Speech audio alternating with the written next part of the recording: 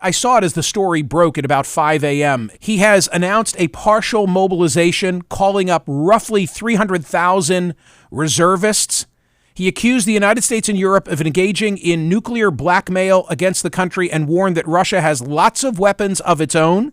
Thomas Friedman has a piece. You would think in reading the Friedman piece that he published it after Putin's speech this morning, but no, he published it yesterday with a dateline of Munich.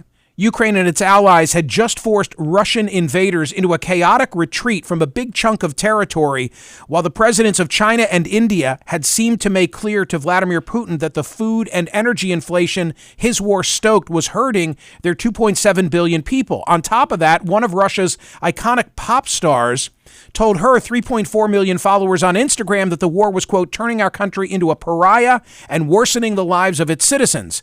In short, it was Putin's worst week since he invaded Ukraine. And then, says Tom Friedman, prescient, and yet, maybe I was just hanging around the wrong people. But I detected a certain undertow of anxiety in many of my conversations with Ukraine's European allies. It's a very sense of foreboding by Friedman before Putin started threatening the use of nuclear weapons.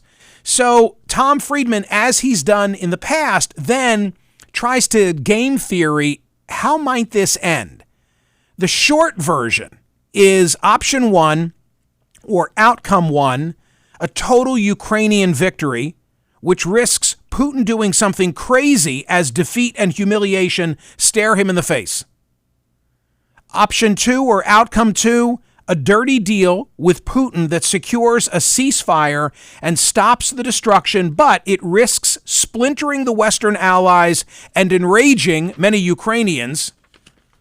Outcome three, a less dirty deal. We go back to the lines where everyone was before Putin invaded in February.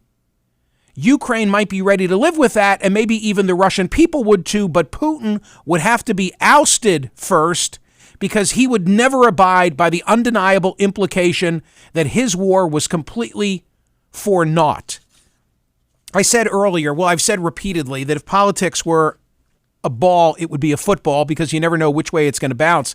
And when I think about the midterm election cycle, I made a flow chart just in terms of going back 6 months.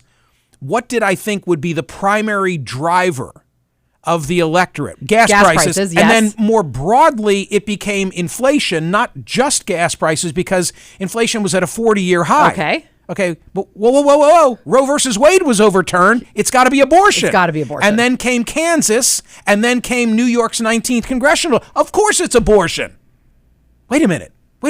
Ron DeSantis just shipped 50 people to Martha's Vineyard. My God, the border is porous. It's the border, stupid.